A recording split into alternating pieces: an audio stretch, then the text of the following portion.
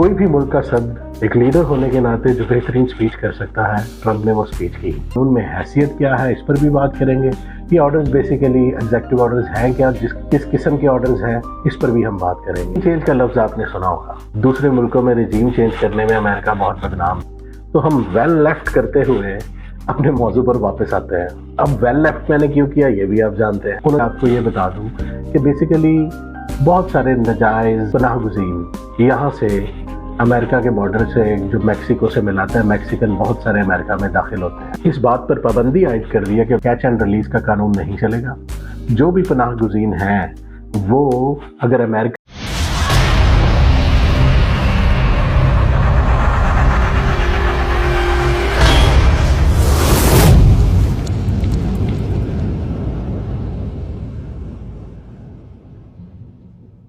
अस्सलाम वालेकुम नाज़रीन, मैं हूँ तारिक राना, आपका होस्ट, आपकी खिदमत में हाजिर एक नए मौजू को लेकर। बात करेंगे आज हम एक गैर रवायती से रवायत शिकन कारोबारी या बनिया किस्म के सदर की, जो कि 20 जनवरी 2025 को वाशिंगटन डीसी में एक इंडोर सेरेमनी में सदर का हल्फ उठा चुके हैं, जिनका नाम है डोनाल्ड जॉन ट्रंप। अब मैंने इनको गैर रवायती, रवायत शिकन या कारोबारी या बनिया किस्म का सदर क्यों कहा, वो आपको आगे चल के एग्जीक्यूटिव ऑर्डर्स जो इन्होंने साइन किए अपने पहले दिन हल्फ उठाने के बाद, जिस पर हम आज बात करेंगे कि वो ऑर्डर्स क्या थे, उसका अमेरिका के अंदरूनी मामलात और बैरूनी मामलात से मतलब दूसरे ममालिक के साथ अमेरिका के ताल्लुकात, चाहे वो बराबरी की बुनियाद, खैर बराबरी की बुनियाद तो कभी नहीं होती। अमेरिका के लिए अमेरिका सबसे बड़ा, बाकी सारे मुल्क। खैर, इस इंडोर सेरेमनी में जो वाशिंगटन डीसी में हुई इनॉग्रेशन सेरेमनी, जहां पर उन्होंने स्पीच की, it was very blunt speech, let me tell you. कोई भी मुल्क का सदर एक लीडर होने के नाते जो बेहतरीन स्पीच कर सकता है, ट्रंप ने वो स्पीच की।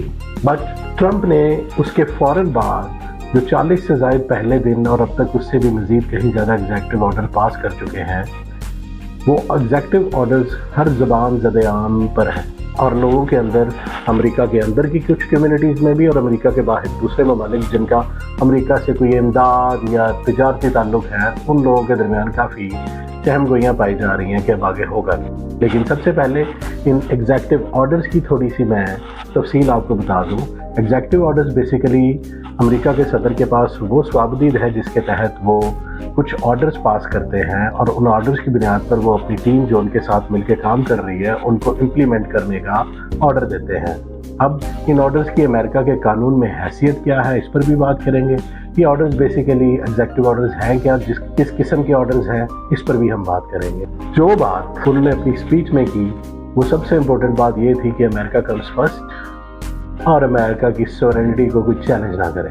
आयरनी चेक करें कि अमेरिका के सामने कोई छोटा मुल्क हो, कोई कर्जदार मुल्क हो या कोई गरीब मुल्क हो, ऐसे मुल्कों की सॉवरेनिटी इनके नज़र में कोई अहमियत नहीं रखती। रिजीम चेंज का लफ्ज़ आपने सुना होगा। दूसरे मुल्कों में रिजीम चेंज करने में अमेरिका बहुत बदनाम है। आज का हमारा मौजू रिजीम चेंज तो है नहीं, तो हम वेल लेफ्ट करते हुए अपने मौजू पर वापस आते हैं। अब वेल लेफ्ट मैंने क्यों किया ये भी आप जानते हैं। उन्होंने किस किस्म के ऑर्डर्स पास किए। सबसे पहले तो उन्होंने सॉदर्न बॉर्डर जो कि अमेरिका को मैक्सिको से मिलाता है, उस बॉर्डर पर पाबंदियां आयद की। वहाँ पर जो दीवार की तामीर उनके पिछले टेन्योर में रुक गई थी, उस तामीर को दोबारा से शुरू करने का या दोबारा से जहाँ से वो रुकी थी वहाँ से शुरू करने का ऑर्डर दे दिया। इसके अलावा वहाँ पर उन्होंने आर्मी के मज़ीद ट्रूप्स या ग्रुप्स को भिजवाया कि वो किसी भी किस्म के इल्लीगल पनाहगुज़ीन जो अमेरिका में हर रोज़ की बुनियाद पर मैक्सिको से आते हैं, उनकी रोकथाम की जा सके, उन पर पाबंदी आयद की जा सके।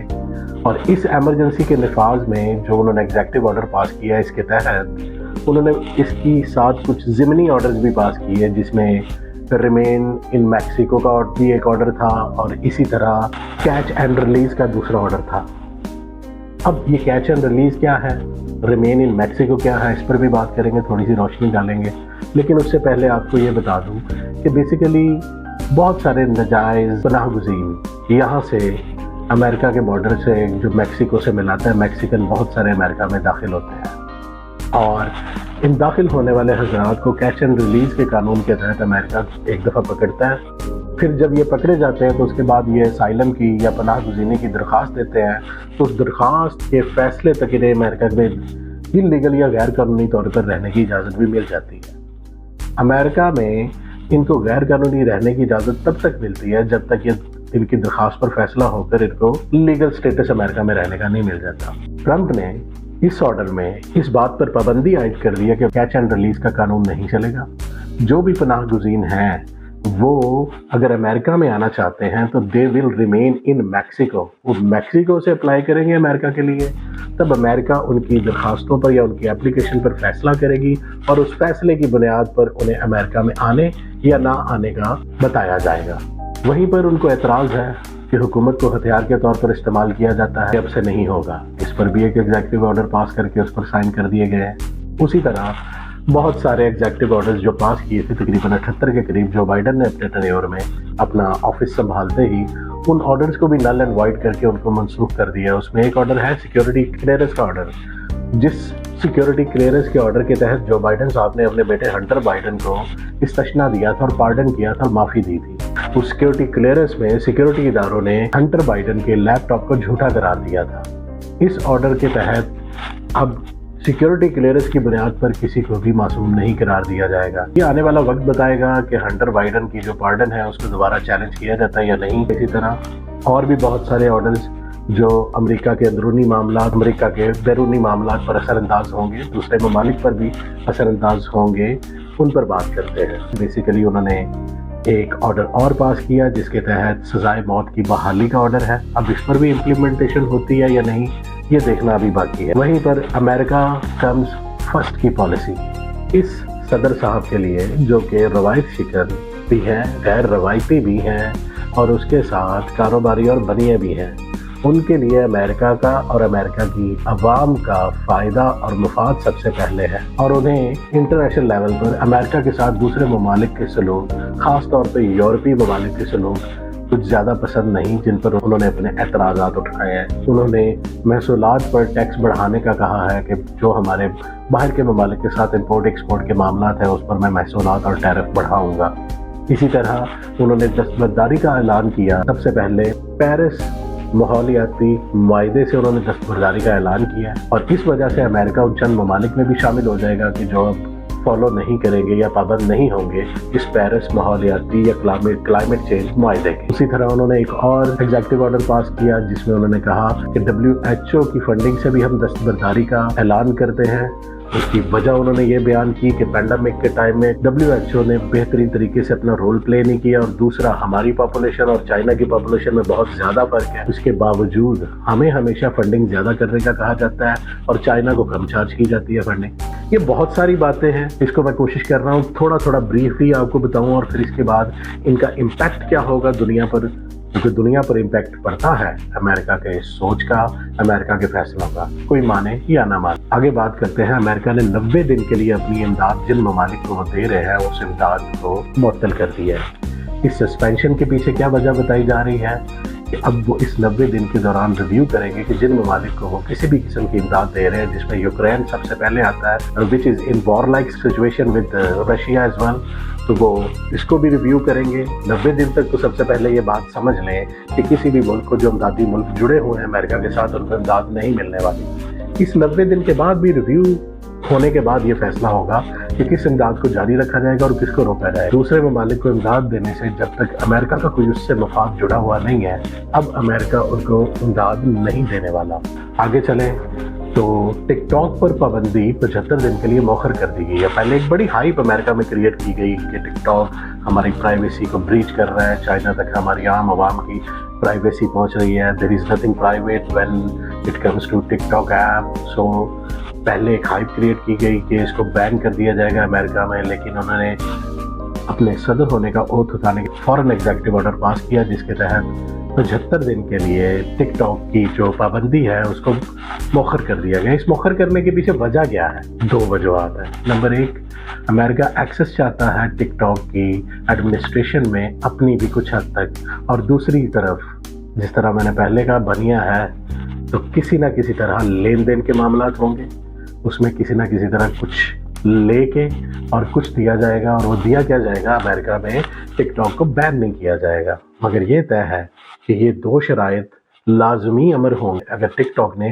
अमेरिका में दोबारा से काम करना है। आगे बात करें 6 जनवरी जब सेकंड टर्म हारे, पिछली टर्म जब जो बाइडेन सदर बने, 46th प्रेसिडेंट ऑफ अमेरिका थे जो बाइडेन, और 47th हैं अब ये डोनाल्ड ट्रंप अपनी सेकंड टर्म में अमेरिका के सदर। लेकिन पिछली दफ़ा जब ये हारे तो इन्होंने अपनी हार को कबूल नहीं किया, इन्होंने कहा रिगिंग हुई है, एस्टैब्लिशमेंट ने जो बाइडेन का साथ दिया है, और वहीं पर इन्होंने अपने हामियों को वाशिंगटन डीसी में एहतजाज के लिए बुलाया और उन हामियों ने वहाँ पर काफ़ी सारे फसादात और तोड़फोड़ की, जिसकी बुनियाद पर बहुत सारे लोगों को गिरफ्तार किया गया। उनमें से 1500 लोगों को पार्डन कर दिया गया है, माफ़ कर दिया गया है, और उनको सियासी कैदी बताया गया है, और उनके साथ उनकी आज़ादी को सल्ब करके कैद करने की बुनियाद पर ज़्यादती का अंदिया दिया गया कि उनके साथ ज़्यादती हुई।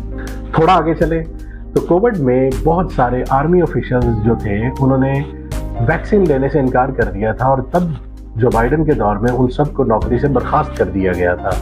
अब इन आर्मी ऑफिशियल्स की सिंपैथी हासिल करने के लिए एक नया एग्जीक्यूटिव ऑर्डर पास हुआ है ट्रंप के सिग्नेचर के साथ, जिसके तहत इन तमाम बर्खास्त किए गए मुलाजमीन जो आर्मी से ताल्लुक़ रखते हैं, इनको दोबारा से रीइंस्टेट किया जाएगा। इनकी जितनी भी सैलरीज जो कि हाजिर सर्विस है और जो रिटायर्ड हैं उनकी जितनी भी पेंशन है वो उनको एज इट इज़ वापस की जाएंगी और कंटिन्यू किया जाएगा वहीं से जहाँ से ये मामला रुका था और उनकी बर्खास्तगी हुई। 1-2 दिन पहले एक और ऑर्डर भी पास हुआ है जिसमें JF कैनेडी और रॉबर्ट F कैनेडी और मार्टिन लूथर किंग की फाइल्स, जो कि उनके असैसिनेशन फाइल्स, उनके कत्ल की फाइल्स की इन्वेस्टिगेशंस हैं, उसको डीक्लासिफाई करने के एग्जीक्यूटिव ऑर्डर पर भी डोनाल्ड ट्रंप साहब ने साइन कर दी। ये एक बहुत बड़ा ब्रेक थ्रू है, बहुत बड़ा। इसके तहत अब आगे आने वाले हॉलीवुड की इंडस्ट्री में आपको डॉक्यूमेंट्रीज और मूवीज भी नजर आएंगी अगर ये डीक्लासिफाई हो जाती है फाइल्स। और उसी तरह अवाम में भी एक नई स्पीच और नई डिबेट का आगाज होगा कि what actually has happened at that time. मुसलमानों को लेकर और मिडिल ईस्ट को लेकर डोनाल्ड ट्रंप का स्टैंस बहुत ज़्यादा स्ट्रिक्ट है, और उस स्ट्रिक्टनेस के तहत उन्होंने एक ट्रैवल बैन, जिसको ट्रंप ट्रैवल बैन भी कहा जाता है, वो भी लगाया है। ऐसे पनाहगज़ीन जो कि दहशतगर्दी से मुतासरा ममालिक से ताल्लुक़ रखते हैं, अगर वो असाइलम हासिल करने के लिए अमेरिका जाने की कोशिश करेंगे तो अब उन पर पहले ही ट्रैवल बैन है, वो नहीं जा सकेंगे। और जो ऑलरेडी वहाँ पर हैं और वो जिन्हें कहते हैं कि रेडिकल इस्लामिक फेडरेशन यानी कि इंतहा पसंद इस्लामी जमातों के सपोर्टर हैं या हमास के सपोर्टर्स हैं, तो वो उनको भी अपने मुल्क से निकाल बाहर फेंकेंगे। ऐसे लोगों के लिए उन्होंने स्ट्रेट फॉरवर्ड बोल दिया कि अब किसी किस्म की कोई भी बर्दाश्त या सब्र का मुजाहरा नहीं किया जाएगा और इनको निकाल बाहर फेंका जाएगा। वहीं पर एक बहुत बड़ी डेवलपमेंट भी हुई है, और वो डेवलपमेंट ये हुई है कि एक ऐसा एग्जीक्यूटिव ऑर्डर पास हुआ है जिसके तहत LGBTQ, non binary, gayism, transgender type लोग, लेस्बियन, इन कम्युनिटीज़ को मुकम्मल तौर पर अमेरिका ने रिकग्नाइज करने से, पहचानने से इनकार कर दिया है। There are only 2 genders, male and female, who are by birth male or female, that will be recognized by America only, nothing else। वैसे एक बात बताऊं आपको, बहुत सारी जगहों से मेरा एतराज़ होगा डोनाल्ड ट्रंप से, डोनाल्ड ट्रंप की सियासत से, उसके फैसलों से, लेकिन ये जो बात है मेल और फीमेल की जेंडर की, इस बात की हद तक मैं उनसे मुत्तफिक हूँ। वहीं पर एक 14वीं तरमीम भी थी। 14वीं तरमीम के तहत अमेरिका में कोई भी इलीगल, गैर कानूनी या कानूनी तौर पर रहने वाले कपल्स या फैमिलीज जिनके यहाँ बच्चे की पैदाइश हो और वो अमेरिका में रह रहे हों, तो एज इट इज़ उस बच्चे को अमेरिकन सिटीजन कंसिडर किया जाता था और उसको अमेरिकन नेशनैलिटी मिलती थी। तो यहाँ पर भी एक एग्जीक्यूटिव ऑर्डर पास हुए हैं जिसके तहत अब उन बच्चों को जो कि गैर कानूनी हो या कानूनी हो, दोनों सूरतों में अगर वो फॉरेनर्स हैं and they have come from another country, उनके बच्चों को अब किसी किस्म की नेशनैलिटी नहीं मिलेगी अमेरिका की, चाहे वो अमेरिका की सरजमीन पर पैदा हो। थोड़ा आगे चलें, एक और एग्जीक्यूटिव ऑर्डर पास हुआ, महकमा डॉज का क्याम हुआ। ये महकमा डॉज करेगा क्या?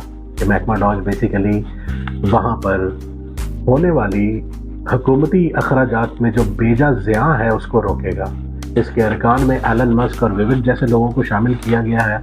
अब देखते हैं ये किस हद तक इम्प्लीमेंट कर पाता है और किस हद तक अमेरिका की इकोनॉमी को बचा पाता है इंतहाई ज़्यादा फजूल अखराजात से जो कि पार्लियामेंट के लोग या दूसरे हुकूमती अरकान करते हैं। जहां मैं पीछे बताकर आया आपको कि पेरिस माहौलियाती मुआहदे से दस्तबरदारी के पीछे एक वजह थी।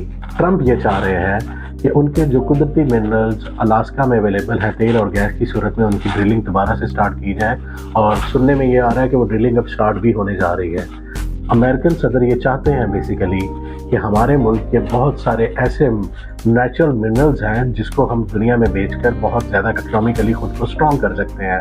تو اپنے آپ کو بہت مضبوط کرنے کے لیے اکنامیکلی اس چیز پر بھی ایک قدم نیا اٹھانے جا رہے ہیں, جس کے تحت ڈرلنگ بھی دوبارہ سے سٹارٹ ہوگی.